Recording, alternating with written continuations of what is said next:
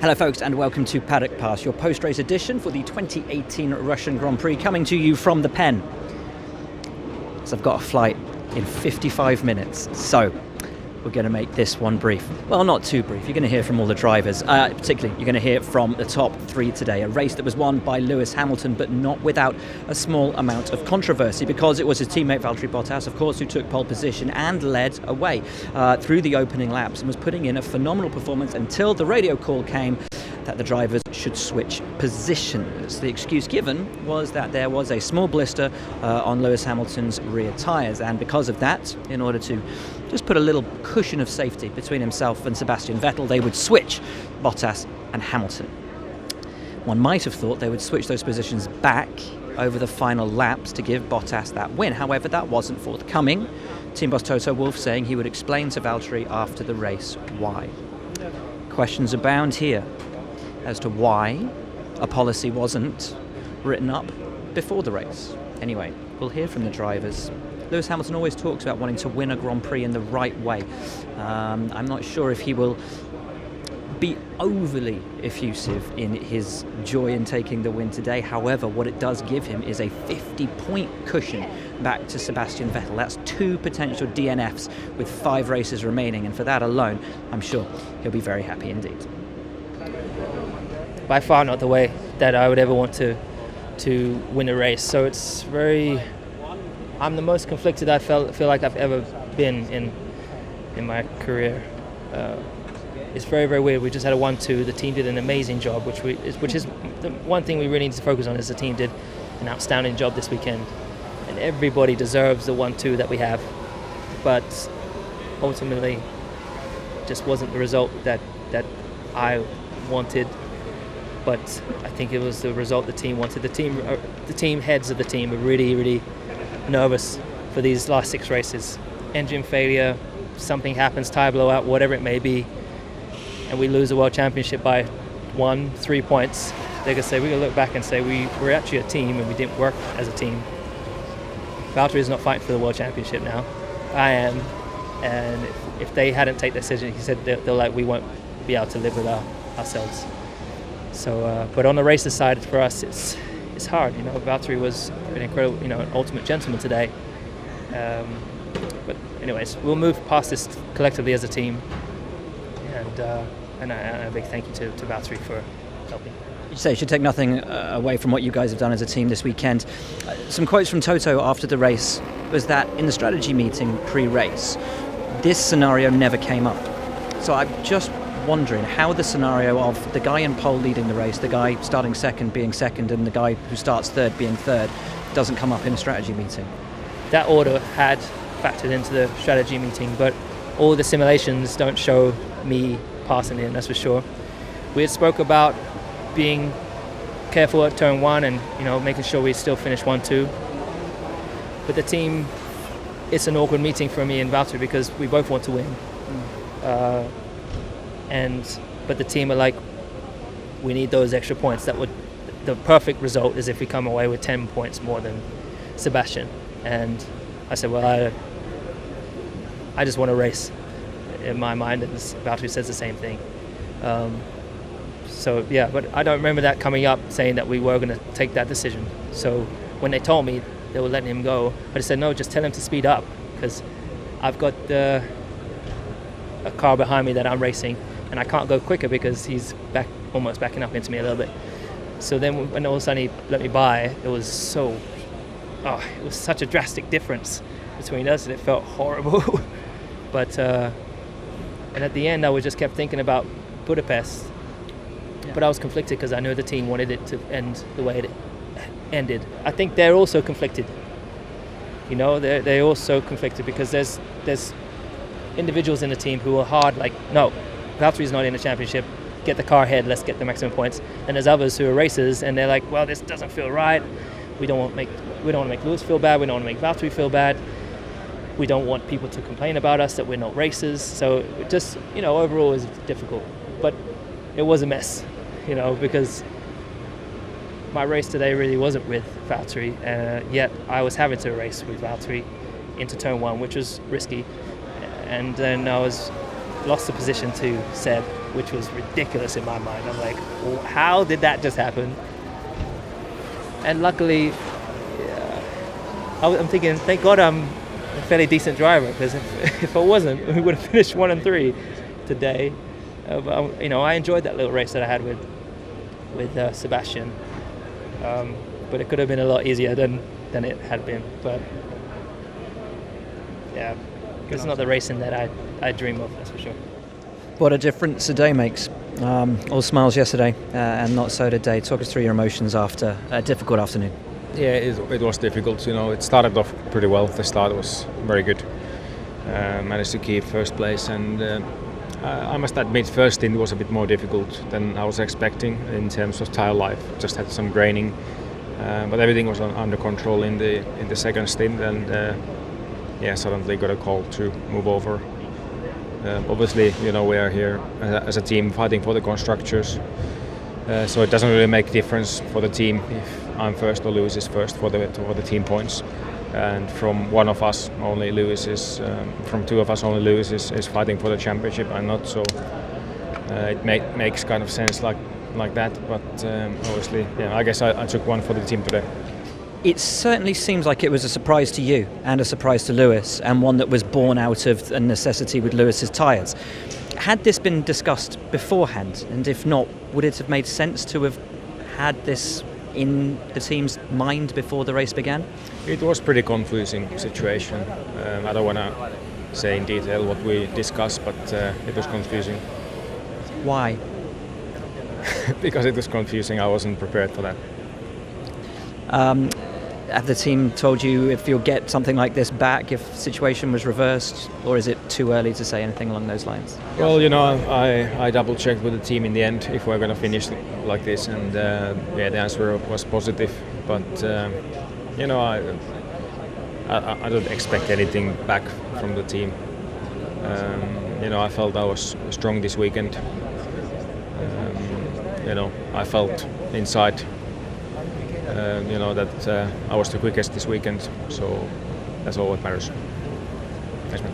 Sebastian, on a weekend when Mercedes appeared to have the advantage on you guys, do you take some solace from the fact you finished right on their heels and for a moment had second place in the race today? Yeah, I think it was better today than yesterday in terms of pace. So I think we showed that we tried everything in the race to be with them, and I think the first stint was very good for us. We had less issues with the tyres potentially. And we were able to close the gap down when it mattered. Then with the undercut, I think it was successful. Obviously, it worked. Obviously, as soon as I came out ahead, then Valtteri found the brake pedal to make life a little bit harder for me, which I didn't mind initially because I thought he gives me a nice tow. But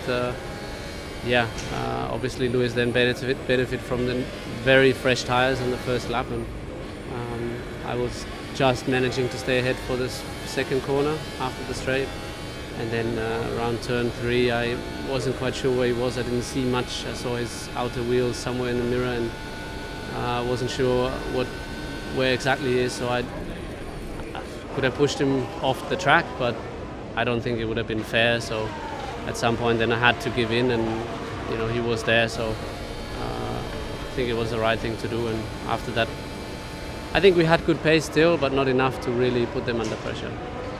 So that is your top 3, and fascinating to hear from both Lewis Hamilton and from Valtteri Bottas on a day that Lewis Hamilton wrapped up his 70th career Formula One victory. Is it one that he will look back on fondly, I wonder, regardless of the advantage that it's given him? Somebody who always talks about wanting to win races in the right way. It certainly seems to have left not an overwhelmingly positive vibe in the Mercedes camp leaving here. And what a marked difference to yesterday after qualifying. The two drivers so happy now, as you've just seen for yourself, the body language between the two of them. Anyway, as I said, Vettel was third. Fourth was his teammate Kimi Räikkönen, but he disappeared before anybody really, other than about 2 crews, got the chance to speak to him. So instead we will speak to the driver who came home in 5th. That was Max Verstappen. Started at the back of the grid after Red Bull. Both of them changed their engines back and forward for an older spec they will use at the higher altitude races. Max had a phenomenal start, blasting his way through the field on the harder compound tyre. Very nearly had a strategy that could potentially have seen him fight for that 4th place, maybe even, we thought at one point, 3rd. He won Driver of the Day on his 21st birthday. Max Verstappen, absolute star of the Russian Grand Prix. Yeah, it was very good. It was a bit tricky at the start because I think Pierre in front of me stalled and to go around that, but then going into turn 2, of course you always have to take care not to hit anyone, and I think we got out very clean. And also the first 6-7 laps, they were very important because I think after that we were back in 5th and we could do our own race, and we were still in the pit stop window of Mercedes and Ferrari, and after they pitted they couldn't get past, so that showed that we really had very good pace. Consistently great pace from you today, and it looked for a moment like you could have potentially fought for 4th, maybe even for 3rd. The decision, though, to go on to ultras rather than hypers, do you think that was the right choice at the end? Yeah, of course, because the hypers would get destroyed even more. And as soon as you pit, you push for 3 laps, and the left front tire gets destroyed. It's the soft tire is the only tire we had here which stayed alive. So we just tried to go as long as we could on that soft tire. So from the birthday boy, Max Verstappen, to his teammate Daniel Ricciardo, who wasn't able to fight through the field as effectively and crushingly as his teammate had. We were wondering why until when he came in for his pit stop. Front wing change ultimately was the order of the day, along with his tyres, because he'd picked up damage on the first lap. So a compromised afternoon for Daniel Ricciardo, but P6, a great result nevertheless. I think the pace with the damage was not bad. From what Simon was telling me at the time, but it was on, I'm pretty sure it was the first lap. It was a bit of a mess, and it was probably a few little things I would obviously look back on and try and do better. But I remember it was the outside of turn 8, dirty marbles, went off, lost some positions, and then I tried to take the slipstream. I think it was a McLaren in front. As soon as I pulled out of the slipstream, there was debris in front of me, and I had no time to react, so I hit that, and that did the damage. So pretty much from the first lap we had a bit of a limp, and then we obviously tried to do what we could. I think as a team 5th and 6th regardless was the best, but obviously I would have liked to have been closer to 5th than 7th. Here's the thing, this weekend you obviously took the decision to change engines. Given the pace that you ultimately had, both of you, was it the right choice to choose this weekend to change engines, given that, looking at it, there's potential for you guys maybe to fight for a win today?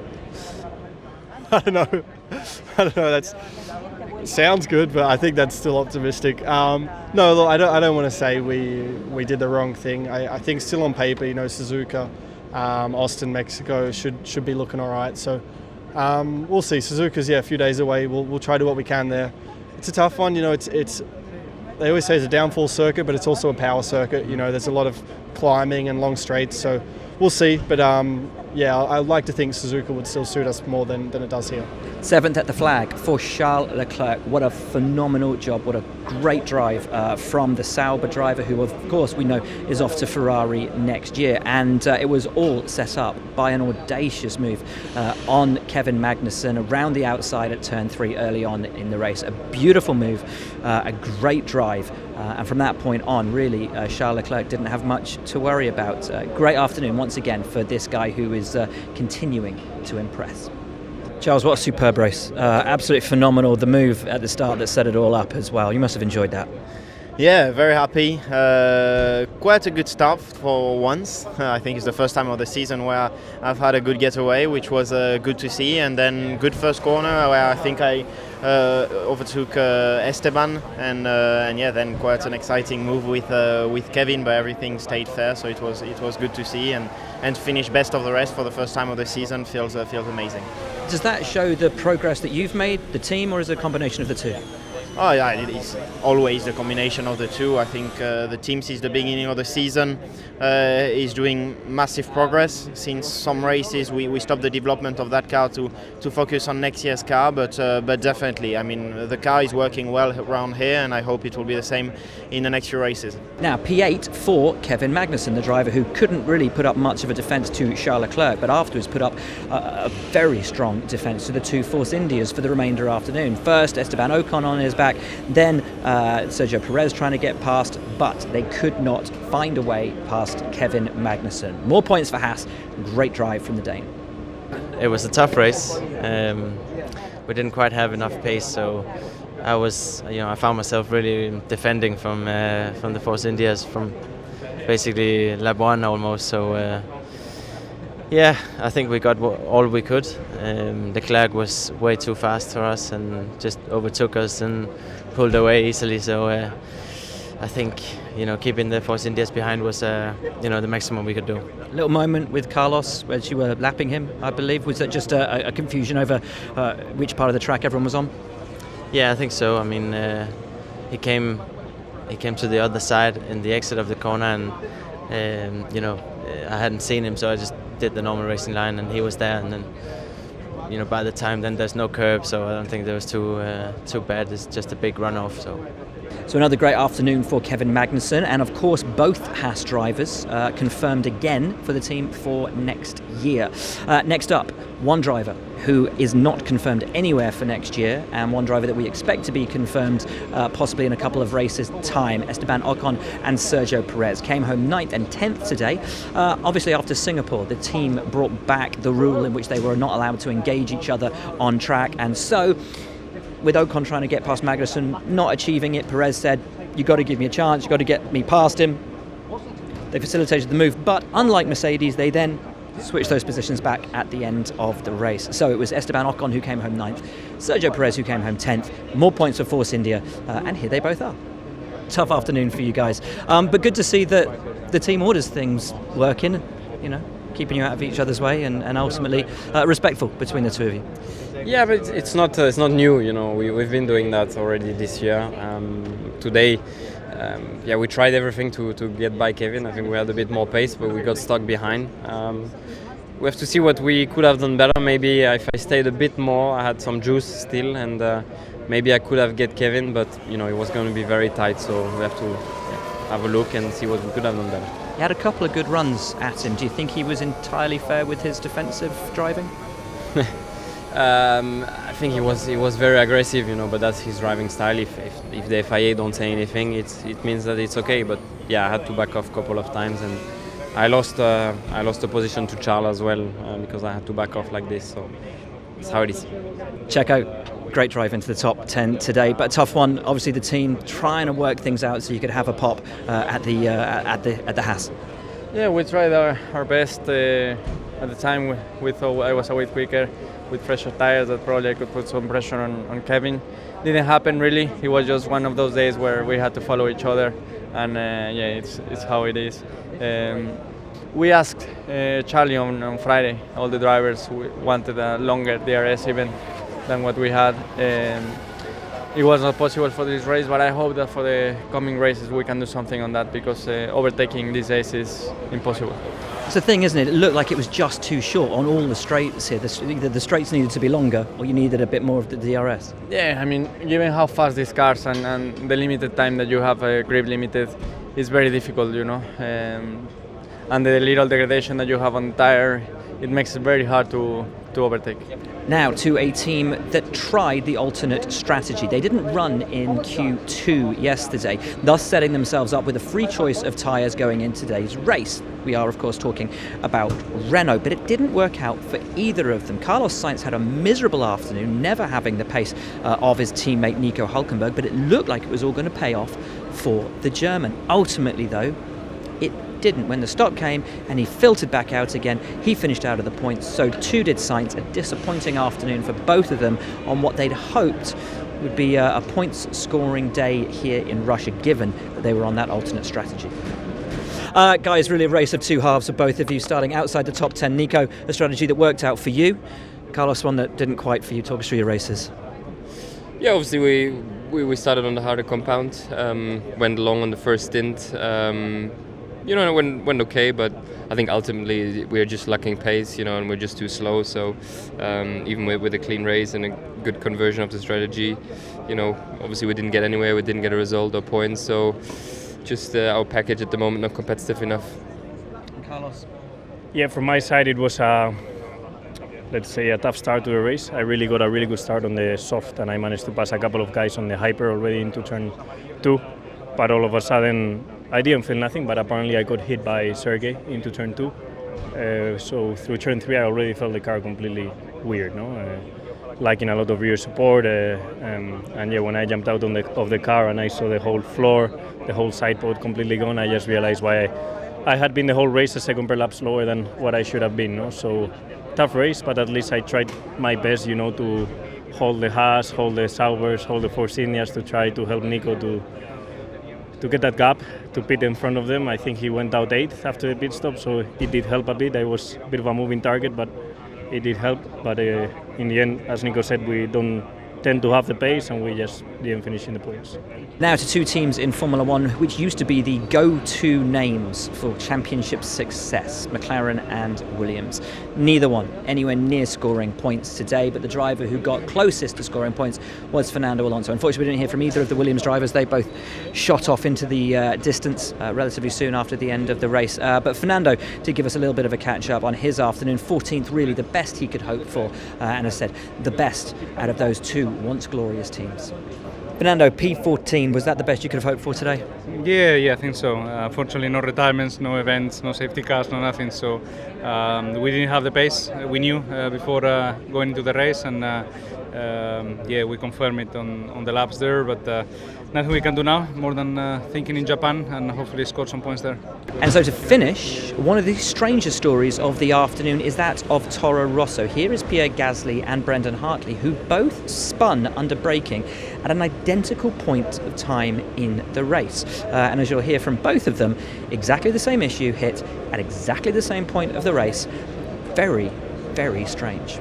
Since the beginning of the race, at the start, I felt like the pedal was really long, the brake pedal, and just got worse in the first 3 laps. And arriving in turn 4, I braked and the pedal was completely flat. So just lost completely the front brakes, and then only brakes at the rear, and then spun the car, and after that we didn't have brakes anymore on the car, so we had to retire. Why are you standing here and not out on track? I've asked myself that question a few times this year. I'm talking to you guys a bit earlier than I'd like. Had a good start. I got by Pierre on the first lap. Actually, got ahead of Ricciardo as well, but I was a bit nice letting him back through. Obviously, I know had some instructions before the race. Let's say attacking the McLaren, but the pedal started going a bit long. I reported on the radio. We did our very early pit stop. I think it was lap 3, which was planned for us. We were going to try and be a bit cheeky on the strategy to do almost a full race on the soft. But then the pedal went completely to the floor, exiting the pit lane, and I was lucky not to end up on the wall once again. Exactly the same for both you and Pierre then? Yeah, that's very peculiar. It's very strange. It's the same car we had yesterday, and it's been faultless all weekend, so for it to happen on the exact same lap, almost in the same place, I think it was a couple of corners later. I don't have a good answer for that right now, and there's probably 500 guys looking into it, so yeah. Not fun losing the brakes at the end of the straight line, but yeah, same happened to both of us. Well, folks, that is your lot from Paddock Pass here in Russia on a day when Mercedes very nearly fumbled the ball. The strategy decided or otherwise before the race, the decision, what happened on the podium between the two guys, and Lewis pulling Valtteri up on there with him. Certainly it's left something of a bitter taste in Lewis Hamilton's mouth, maybe in the mouth of the fan base, but team orders, it's a part of the game. It is a team sport, and the order to allow Lewis through has given him 2 DNFs, 50-point buffer back to Sebastian Vettel, thus the reason for it. Anyway, I'm sure that this is something which will continue to roll over the coming days as we all fly off and travel to Japan for the Japanese Grand Prix, a race, of course, which Sebastian Vettel loves, which Lewis Hamilton loves as well. But which car, which driver will it suit the most?